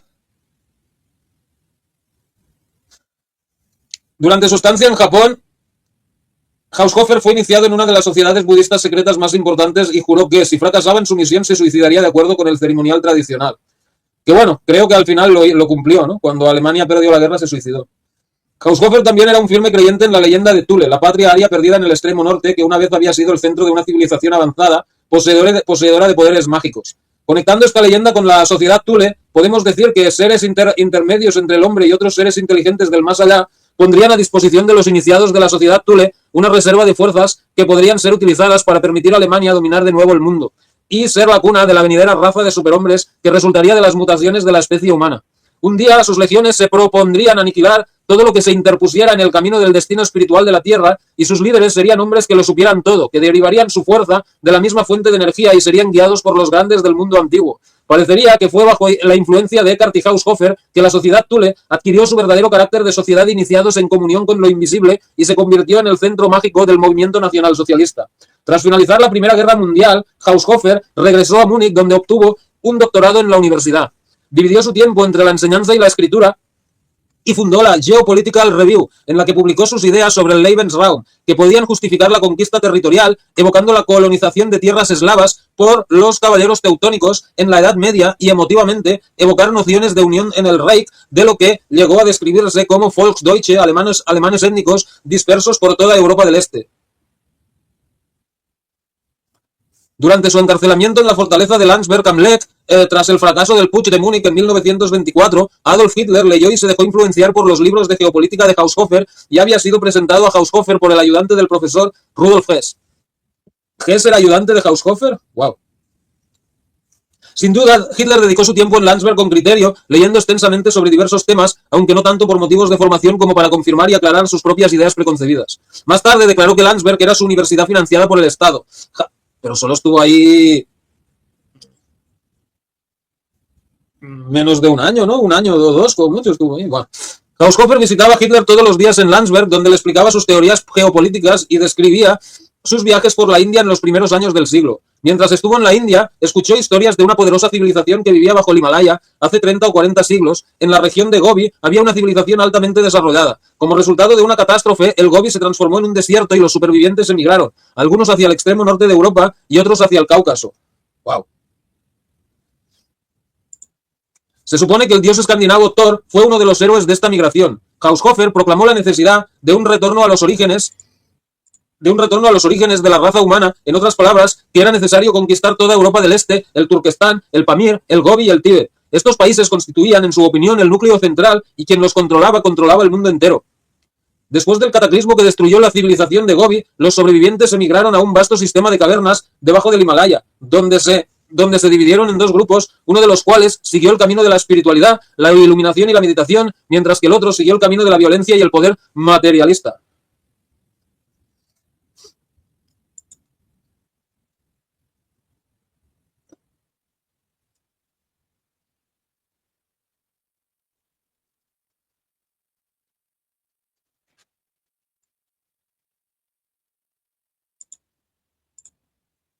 Con lucecitas LED, sí, así debe hacer sus videos. Tal como lo de las momias y la esfera de burla. Bueno, lo de la esfera no he profundizado mucho. Lo de las momias, pues no sé. Igual, sí hubo alguna de las primeras era real y todo lo después pues ya fueron fakes. Pero bueno, no sé, oye, si el Congreso de Perú y el Congreso de México y universidades la han estudiado y todo, pues algo debe haber, no sé. Pasa lo mismo si Dios existe. ¿Cómo que nunca ha salido en un podcast? ¡Dios! No sé. Pero bueno, es... ¿Cómo te diré? Antonio Fernández, bienvenido, saludos a Portugal. Pero si Dios no existe, o sea, cómo se creó todo y todo el rollo, ¿no? Pero bueno. El primero de estos centros se llamó Agartha, el otro Shambhala. Estos nombres tienen muchas grafías diferentes. Para Agartha usamos la más simple, para Shambhala la grafía preferida por los orientalistas. Entre los muchos libros que Hitler leyó mientras languidecía en Landsberg se encontraba la raza vinidera de Bulwer-Lytton, de más arriba, que según le informó Haushofer era una descripción esencialmente correcta de la raza de superhombres que vivían en las profundidades de la Tierra y corroboraba gran parte de lo que el profesor había aprendido durante sus viajes por Asia. La novela de Bulwer-Lytton aparentemente activó la imaginación de Hitler, quien comenzó a anhelar el día en que pudiera establecer por sí mismo la realidad de la civilización secreta bajo las nieves del Tíbet. Al año siguiente, en 1925, un grupo de rosacruces de Berlín, entre ellos Karl Haushofer, formó la Sociedad Brill, también conocida como Logia Luminosa. Solo hay una fuente primaria de información sobre la Sociedad Brill, Willy Ley, un ingeniero de cohetes alemán que huyó a Estados Unidos en 1933 y siguió una exitosa carrera escribiendo libros de divulgación científica. La humanidad subterránea puede haber sido una ficción, pero el Brill no. Es posible que haya permitido a los británicos, que lo mantuvieron como secreto de Estado, amasar su imperio colonial. ¡Wow! O sea, y ahora lo tienen los gringos, o cuál es el rollo. Y luego lo descubren. Pero a ver, no tiene sentido, porque vale. Suponte que los británicos tienen el Brill este, y antes de los británicos lo tenían los españoles, y antes de los españoles antes de los españoles los árabes y antes de los árabes los romanos y así, o cómo va el rollo. No encuentro mucho sentido. Pero bueno, quién sabe. Seguramente los romanos lo tenían y lo llamaban lares. Ok, pero o sea, solo funciona durante un tiempo. Ok, pues claro, si eso fuera así, entonces tendríamos un imperio romano hoy en día todavía, ¿no? O sea, tal como realmente existió, incluso publicaron el primer número de una revista que debía proclamar su credo. Los miembros del Brill contemplaron la estructura de una manzana cortada por la mitad, revelando así la estrella de 5 puntas en su centro. ¿Dónde está la estrella de 5 puntas? Yo no veo ninguna estrella. Bueno. Esto hace eco de la sugerencia de Rudolf Steiner en el conocimiento de los mundos superiores y su consecución. Además, los propios teósofos estaban interesados en el concepto de la fuerza Brill, que tiene cierta semejanza con la fuerza ódica, Reichenbach, y con la luz astral, una forma sutil de energía que se dice rodea la Tierra, en la que se conserva un registro de cada pensamiento y acción que alguna vez ha ocurrido. O sea, los registros acásicos, ¿no? ¿Es eso?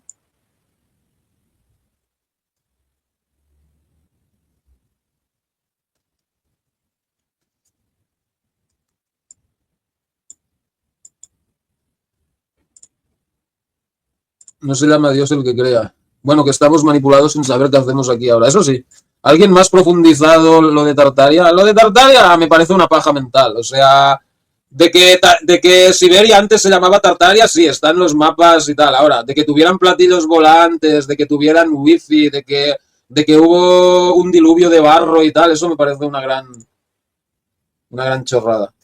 Se llama la creación y no es un ser con cabeza, tronco y extremidades, como lo han pintado las iglesias católicas. Las católicas y todas las demás religiones. Ahora los inventos se los quieren atribuir a Tartaria, que porque lo dijo una tipa que contrataron por ahí. Bueno, si lo dice esa tipa, pues así será, ¿no? ¿Qué te quieres que te diga?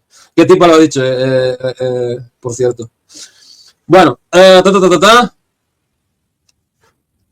Se cree que Haushofer presentó a Hitler al líder del grupo de altos lamas tibetanos residentes en Berlín, un hombre conocido simplemente como el hombre de los guantes verdes y que éste conocía la ubicación de las entradas ocultas a los reinos subterráneos de Agartha y Shambhala. Estos rumores, sin duda, dieron origen a las famosas leyendas sobre la búsqueda obsesiva de Hitler de las entradas al mundo interior. Las primeras expediciones se enviaron exclusivamente bajo los auspicios de la Logia Luminosa a partir de 1926, pero más tarde, después de llegar al poder, Hitler tomó un interés más directo supervisando él mismo la organización de las búsquedas. ¡Wow! Hitler estaba convencido de que ciertos representantes de la superraza subterránea ya se encontraban en el mundo. Como se dice que Hitler relató, el hombre nuevo está entre nosotros, está aquí, están satisfechos. Les diré un secreto. He visto la visión del hombre nuevo, intrépido y formidable. Me alejé de él. Wow. Hitler también ordenó una serie de expediciones a las minas alemanas Untersberg, suizas e italianas para buscar las entradas a las ciudades cavernosas de los superhombres. Wow.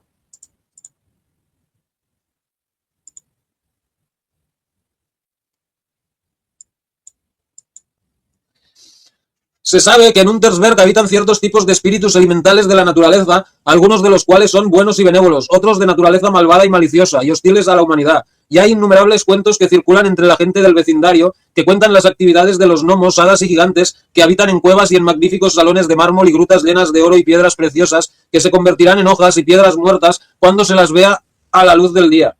Algunas tribus amistosas del Untersberg en ciertas ocasiones, y se dice que a veces se asocian con los habitantes de nuestro plano de existencia, participando en los bailes y diversiones de los campesinos e incluso llevándose consigo a niños extraviados al Untersberg, y por increíble que parezca, incluso quienes lo saben afirman que se han celebrado matrimonios entre ciudadanos de nuestro mundo y habitantes del reino de los gnomos. Por supuesto, es bien sabido que en las misteriosas profundidades del Untersberg reside el alma de un gran emperador en su forma astral. Allí, junto a su séquito, duerme un sueño encantado, esperando la liberación de su país. A veces, muy repentinamente, incluso en un claro día de verano, se ven nubes surgir de las laderas de la montaña de formas grotescas. Surgen de las cavernas y precipicios, arrastrándose y deslizándose lentamente hacia la cima, y también se forman en los picos vecinos, nubes de formas monstruosas y a veces de proporciones gigantescas, flotando hasta la cima del Untersberg, queda rodeada por un mar de vapores que se vuelve denso y oscuro. Rara vez se incluye en el análisis histórico del Tercer Reich y Adolf Hitler el impacto espiritualmente hipnótico del monte Untersberg. El primer encuentro directo de Hitler tuvo lugar en 1923, fecha en la que el futuro Führer describiría sus sentimientos. Fue tan maravilloso, una visita del Untersberg, indescriptible. Aunque no se registra específicamente, es improbable que el joven Hitler desconociera los escritos de Franz Hartmann. Una expedición reciente de agosto de 2008 al gigantesco sistema de cuevas bajo la montaña reveló que desciende tanto que aún no se ha alcanzado su punto más bajo. Los exploradores tuvieron que regresar de su expedición sin saber hasta dónde llega. Y en la terraza Hitler instaló los mejores y más grandes telescopios terrestres para poder observar en detalle el misterioso Untersberg. Según un periódico alemán, descendieron 1056 metros antes de verse obligados a regresar por un precipicio abisal. Esto se logró gracias a un paso extremadamente estrecho que antes era intransitable. También descubrieron más de 800 nuevos pasadizos y un lago a 930 metros de profundidad. ¡Wow! Incluso se dice que Hitler ordenó que se realizara una investigación sobre la vida de Bulwer Lytton en un esfuerzo por determinar si el propio autor había visitado el reino de los Brilia. Antonín Horak, un experto espeleólogo y miembro del levantamiento eslovaco, descubrió accidentalmente un extraño túnel en Checoslovaquia en octubre de 1944. El doctor Horak mantuvo silencio sobre el descubrimiento hasta 1965, cuando publicó un relato en National Speleological Society News. En su artículo, el doctor Horak afirmó que él y otros dos combatientes de la resistencia encontraron el túnel cerca de los pueblos de Plavince y Lubovna. Es bastante específico sobre la ubicación: 49,2 grados norte, 20,7 grados este. Tras sobrevivir una escaramuza con los alemanes, los tres hombres, uno de los cuales resultó gravemente herido, pidieron ayuda a un campesino local. Los condujo a una gruta subterránea donde podían esconderse y descansar. El campesino dijo a los hombres de la resistencia que la cueva contenía pozos, bolsas de gas venenoso y que también estaba embrujada, y les advirtió que no se aventuraran demasiado adentro. No tenían intención de hacerlo, tal era su cansancio. Atendieron las heridas de su compañero y se durmieron. Al día siguiente, la curiosidad pudo más que Horak, y mientras esperaba que el herido recuperara fuerzas suficientes para volver a viajar, decidió hacer una pequeña exploración en el interior de la cueva. Finalmente llegó a una sección completamente distinta del resto de la cueva. Encendí unas antorchas y vi que me encontraba en un pozo espacioso, curvo y negro, formado por paredes que parecían acantilados. El suelo de la pendiente era un sólido pavimento de cal. El túnel se extendía interminablemente en la distancia. El doctor Horak decidió tomar una muestra de la pared, pero no logró hacer ninguna impresión con su pico. Tomó su pistola y disparó contra la pared. La bala se estrelló contra la estructura de las paredes con un impacto ensordecedor y feroz. Escribió: salieron chispas y se oyó un rugido, pero ni siquiera una astilla cayó de la estructura. Solo apareció una pequeña roncha del tamaño de medio dedo que desprendía un olor acre. El doctor Horak regresó con sus compañeros y les contó sobre el túnel, aparentemente artificial. Me senté junto al fuego, especulando. ¿Hasta dónde llegarían en las rocas? Me preguntaba. ¿Quién o qué lo introdujo en la montaña? ¿Fue artificial? ¿Y era acaso la prueba definitiva de la veracidad de leyendas como la de Platón sobre civilizaciones perdidas hace mucho tiempo con tecnologías mágicas que nuestra razón no puede comprender ni creer? Al parecer, nadie más ha explorado este túnel desde el doctor Horak en 1944. Los campesinos que vivían en la región obviamente sabían de su existencia, pero se mantenían alejados. Además de las historias de las expediciones mineras alemanas en Europa Central y Oriental durante la Segunda Guerra Mundial, los escritores ocultistas han hecho referencia con frecuencia a las expediciones alemanas al Tíbet, supuestamente un intento de localizar y hacer contacto con un grupo de altos lamas con acceso a poderes fantásticos. El investigador estadounidense Peter Levenda se mostraba escéptico respecto a la supuesta conexión nazi-tibetana hasta que empezó a buscar referencias en los registros microfilmados de la sección de documentos alemanes capturados de los archivos nacionales en Washington, D.C. Descubrió una gran cantidad de material en cientos de páginas que trataba sobre el trabajo del Dr. Ernst Schaffer del Ahnenerbe. Estos documentos incluían los cuadernos personales del Dr. Schaffer, su correspondencia, recortes de varios periódicos alemanes y su archivo SS, que describe una expedición al Tíbet oriental y central de 1934 a 1936 y la expedición oficial SS al Tíbet de 1938-39 bajo su liderazgo. Como demuestra Levenda, la expedición no estaba tanto interesada en contactar con representantes tibetanos de la superraza subterránea como en catalogar la flora y la fauna de la región, una actividad de poco valor militar para el Tercer Reich, lo que explica la dificultad que Schaffer tuvo ocasionalmente para conseguir financiación para sus viajes. Nacido en Colonia el 14 de marzo de 1910, en una familia rica de industriales, Ernst Schaffer asistió a la escuela en Heidelberg y Gotinga y se embarcó en su primera expedición al Tíbet en 1930, bajo los auspicios de la Academia de Ciencias Naturales de Filadelfia, cuando tenía solo 20 años. Al año siguiente se unió a la expedición estadounidense de Brooke Dolan a Siberia, China y el Tíbet. Se convirtió en miembro de las SS a mediados de 1933, alcanzando finalmente el rango de Sturmbannführer en 1942. Además de ser un oficial de las SS, Schaffer también fue un científico respetado que publicó artículos de varias revistas como las Actas de la Academia de Ciencias Naturales de Filadelfia. Schaffer era un hombre polifacético y en parte oficial de las SS y en parte erudito, en parte explorador y en parte científico. Un Indiana Jones nacionalsocialista. Schaffer también estaba profundamente interesado en las prácticas religiosas y culturales de los tibetanos, incluida su sexualidad.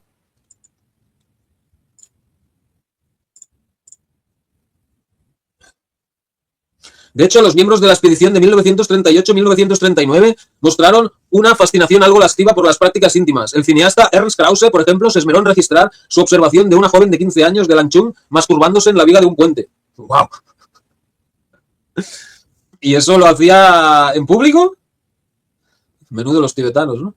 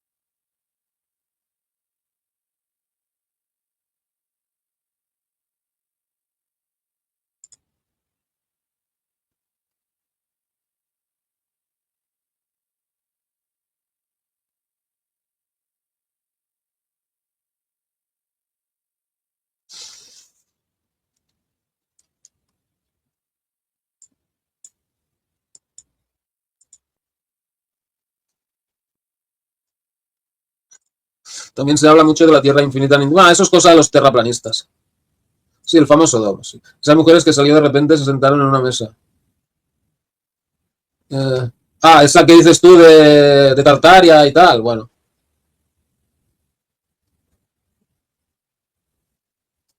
aunque parezca increíble, la creación es un sonido Om. Está escrito en las psicografías de Benjamín Solari Parravicini. Hasta los gigantes los quieren meter en el chiste de Tartaria. Bueno, sí, dirán que es una raza de gigantes y tal. Aunque bueno, también hay algo de verdad, ¿no? La Biblia dice que había gigantes en esos días y tal, ¿no? Hitler también miró a buscar el Santo Grial. Sí, eso dice. Hitler también, bueno, sí. No, ese fue Himmler, ese fue Himmler. Hitler se puede saber que fue el primer youtuber 1.0 de conspiraciones. Puede ser. Las cosas valiosas de Jesucristo están bien resguardados, los clavos, la corona, el madero, su vestimenta, sandalias y su sangre tiene la viuda del científico que exploró el arca de Noé. ¿Qué científico? Miraba pingüinos en el puente, no sé. Bueno, cuando no estaban catalogando la flora y la...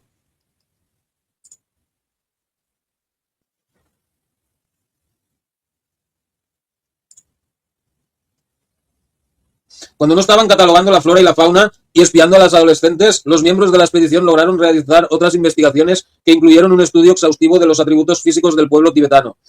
Schaffer anotó la altura y el peso, la forma de las manos y los pies, el color y la forma de los ojos e incluso tomó moldes de yeso de las caras de los tibetanos. A primera vista podría parecer extraño en extremo que los arquitectos del Tercer Reich estuvieran interesados en una región que muchos consideran el centro espiritual del mundo. Hasta que recordamos que, según la mitología tuleana, este centro fue una vez la patria aria en el Ártico y fue desplazada con la caída de la Atlántida alrededor de 10.800 a.C. Desde entonces, el centro espiritual, aunque permanece oculto para la gran mayoría de la humanidad que no es digna de sus secretos, ha sido sin embargo la fuerza principal que controla el destino del planeta. Los dos reinos ocultos de Agartha y Shambhala constituyen la doble fuente de poder sobrenatural que emana del Tíbet y han llegado a ocupar un lugar destacado en el ocultismo y la ciencia marginal del siglo XX, la conexión entre el Tercer Reich y el Tíbet. El Tíbet fue antaño la patria aria en el Ártico y fue desplazado con la caída de la Atlántida alrededor del año 10.800 a.C. Desde entonces, el centro espiritual, aunque permanece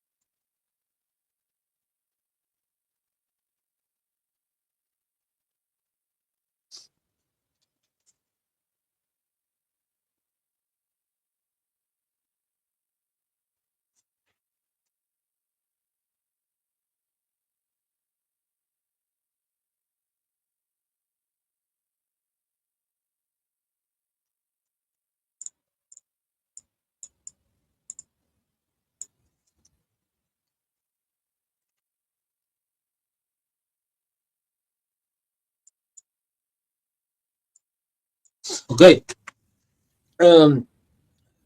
Desde entonces, el centro espiritual, aunque permanece, eso ya lo leí, indigna de sus secretos, ha sido la fuerza principal que controla el destino del planeta. Los dos reinos ocultos de Agartha y Shambhala constituyen la doble fuente de poder sobrenatural que emana del Tíbet y han llegado a ocupar un lugar importante en el ocultismo y la ciencia oculta del siglo XX. Antes de abordar el supuesto interés del Tercer Reich en Agartha y Shambhala, es esencial que nos detengamos a analizar el papel de Shambhala en el misticismo tibetano. Los escritos antiguos de China hacen referencia a Nu y Kua, los prototipos asiáticos de Adán y Eva, y su lugar de nacimiento en las montañas Kunlun de Asia Central. Resulta un misterio que un lugar tan desolado e inhóspito sirviera como el jardín del Edén chino en lugar de regiones más acogedoras como el valle del Yangtze o la provincia de Shandong. Podemos especular que el desierto de Gobi pudo haber sido en algún momento un mar interior con tierras fértiles. El Gobi es un candidato ideal para albergar una de las antiguas y desconocidas culturas civilizadoras cuya sabiduría se ha transmitido a través de los siglos. El concepto de un jardín del Edén oriental en el centro de Asia se popularizó con la novela Horizontes Perdidos. Horizontes Perdidos es una novela de 1933 del escritor inglés James Hilton. El libro fue llevado al cine en 1937 por el director Frank Capra con el mismo título. Es recordado principalmente por ser el origen de Shangri-La, una lamasería utópica ficticia en lo alto de las montañas del Tíbet. Las montañas Kunlun ocupan un lugar muy importante en la mitología china, ya que se cree que en esta cordillera habitan los inmortales, gobernadas por Si Wang-mu, la reina madre de Occidente. Se dice que Si Wang-mu, también llamada Kuan Yin, la diosa de la misericordia, habita en un palacio de jade de 9 pisos. Alrededor de este palacio se encuentra un vasto jardín donde crece el melocotonero de la inmortalidad.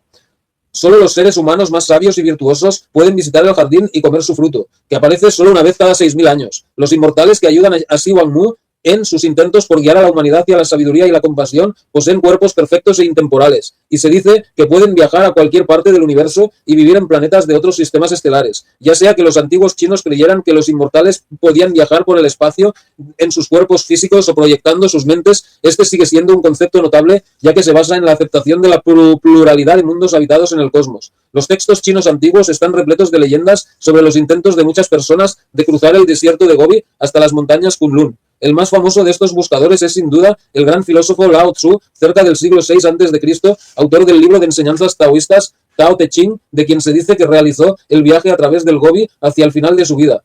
Los archivos del Vaticano también contienen numerosos informes de misioneros católicos sobre las misiones de los emperadores de China a los seres espirituales que habitaban en las montañas. Estos seres poseen cuerpos visibles pero no de carne y hueso. Son los dioses nacidos de la mente, cuyos cuerpos están compuestas de materia atómica y elemental, lo que les permite vivir en cualquier lugar del universo, incluso en el centro de las estrellas. Los indios también creen en un lugar de sabiduría y perfección espiritual. Lo llaman Kalapa o Katapa, y se dice que se encuentra en una región al norte del Himalaya, en el Tíbet. Según la tradición india, el desierto de Gobi es el fondo de lo que una vez fue un gran mar, que contenía una isla llamada Shweta-Dvipa, Isla Blanca. Se cree que los grandes yogis que vivieron allí aún viven en las altas montañas y profundos valles que una vez formaron la isla Shweta-Dvipa. ¡Wow! Pues sería la Atlántida, estaría en el Gobi, y se llamaría la Isla Blanca porque vivían hombres blancos.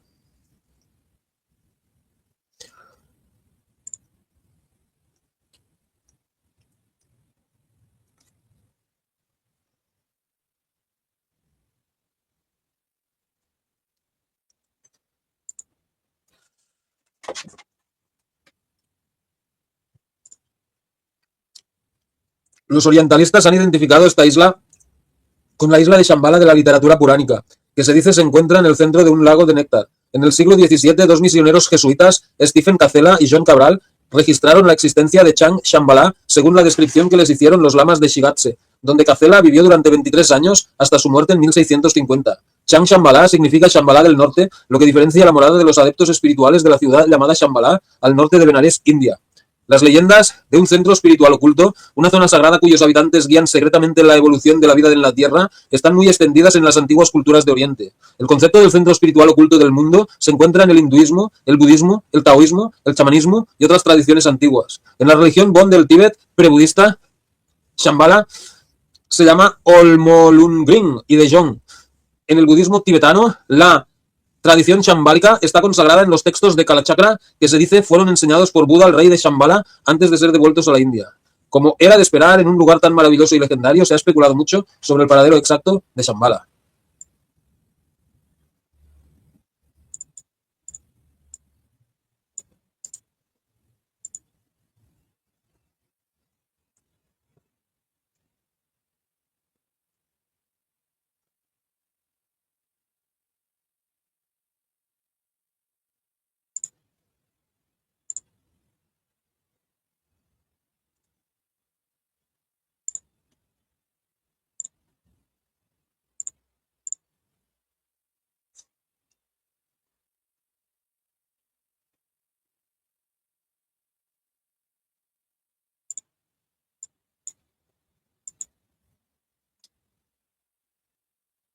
Mientras que algunos esoteristas creen que Shambhala es un lugar real con una presencia física concreta en un lugar secreto de la Tierra, otros prefieren verla como algo que existe en un plano espiritual superior, lo que podría llamarse otra dimensión del espacio-tiempo colindante con la nuestra. Alternativamente, Shambhala podría considerarse un estado mental comparable a los términos en que algunos consideran el Santo Grial. Al igual que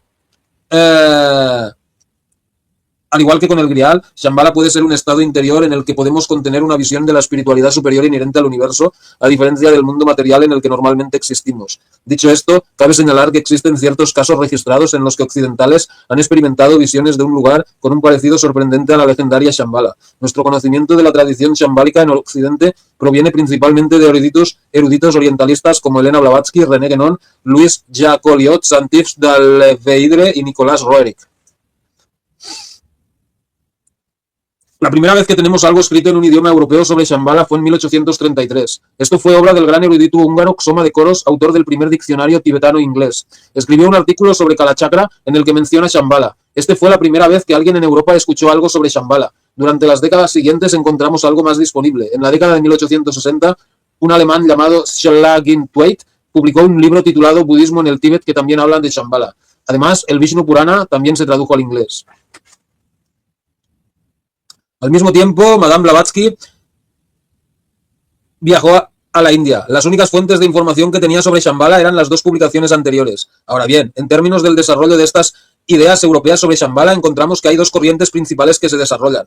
Una es enfatizar Shambhala como un tipo de paraíso espiritual y la obra deriva de esta idea de que las fuerzas de Shambhala destruyeron o expulsaron a los invasores dañinos que intentaban acabar con toda práctica espiritual. Así que se introduce un aspecto más destructivo de Shambhala, purificar por la fuerza del mundo de un supuesto mal.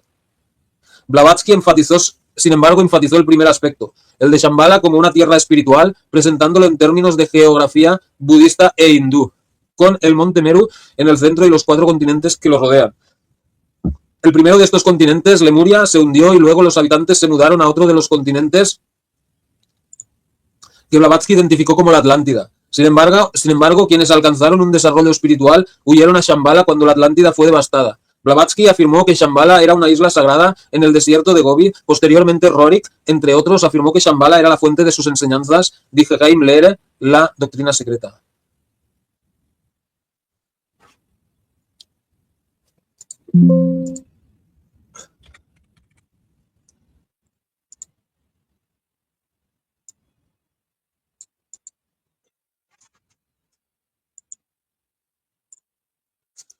José Rubén Martínez, saludos ahí a Argentina, muchas gracias. Wolfpack, saludos, más saludos a Argentina. La Atlántida es América. Bueno, eso es una teoría, ¿no? Nicolás Roerich, nacido en 1874 y muerto en 1847.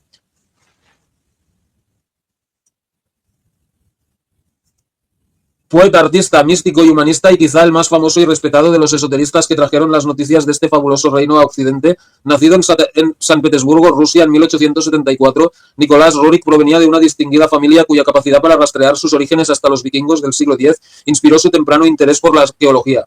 Este interés lo llevó a su vez a una fascinación permanente por el arte, a través de la cual, en palabras de K.P. Tampy, también escribió una monografía sobre Roerich en 1935, se sintió poseído por un deseo ardiente de alcanzar la belleza y usarla para sus semejantes.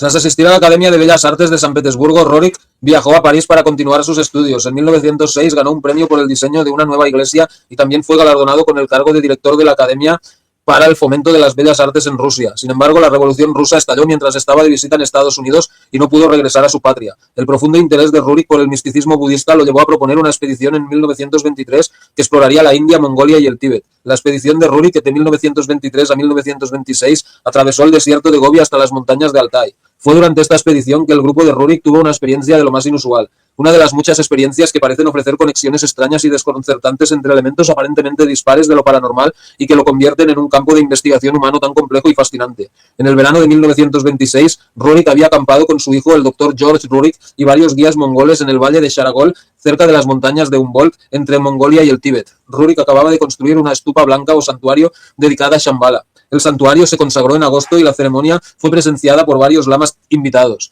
2 días después, el grupo observó como un gran pájaro negro surcaba el cielo sobre ellos. Sin embargo, esto no fue lo que les asombró, pues mucho más allá del pájaro negro, en lo alto del cielo despejado, vieron claramente un objeto esferoidal dorado que se desplazaba desde las montañas de Altai hacia el norte a una velocidad tremenda. Virando bruscamente hacia el suroeste, la esfera dorada desapareció rápidamente más allá de las montañas de Humboldt. Mientras los guías mongoles se gritaban entre sí con gran entusiasmo, uno de los lamas se volvió hacia Roerich y le informó que el fabuloso orbe dorado era el símbolo de Shambhala, lo que significaba que los señores de ese reino aprobaban su misión de exploración. Más tarde, otro lama le preguntó a Roerich si había perfume en el aire. Cuando Roerich respondió que sí, el lama le explicó que estaba custodiado por el rey de Shambhala, Rigden Gyep-o. Cuando Roerich respondió que sí, el lama le explicó que estaba custodiado por el rey de Shambhala, Rigden Gyep-o, que el buitre negro era su enemigo, pero que estaba protegido por una forma radiante de materia. El lama Añadió que quien viera la esfera radiante debía seguir la dirección en la que volaba, pues en esa dirección se encontraba Shambhala. El propósito exacto de esta expedición, aparte de la exploración, nunca fue del todo claro para Roerich, pero muchos escritores sobre temas esotéricos han afirmado que su misión era devolver cierto objeto sagrado a la Torre del Rey en el centro de Shambhala. Según Andrew Thomas, el objeto sagrado era un fragmento de piedra Chintamani, cuya masa se encuentra en la torre. Sorprendentemente se dice que la piedra fue traída a la Tierra originalmente por un extraterrestre. Wow.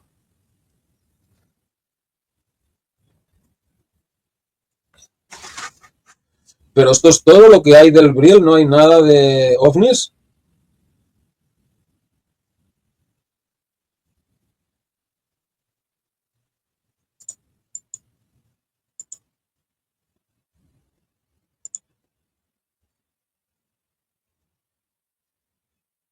Ah, bueno, sí, eso, ¿no?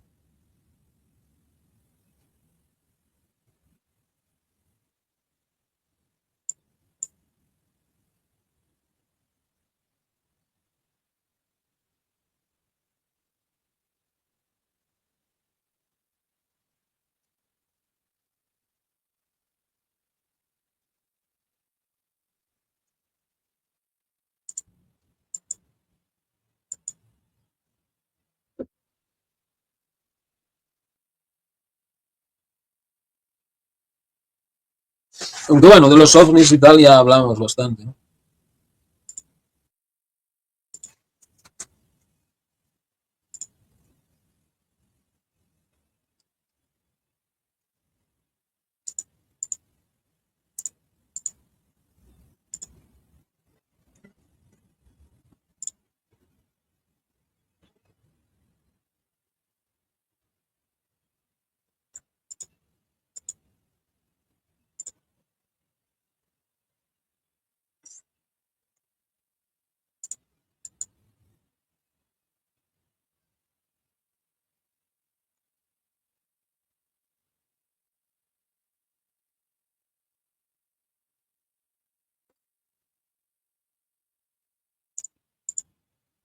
Ah, eso era.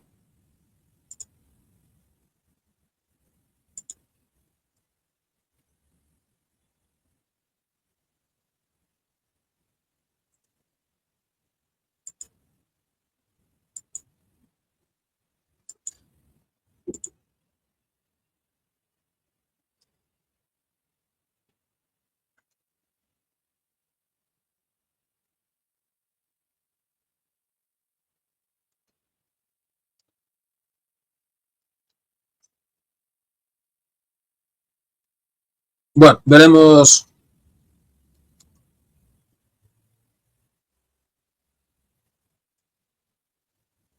lo que hacemos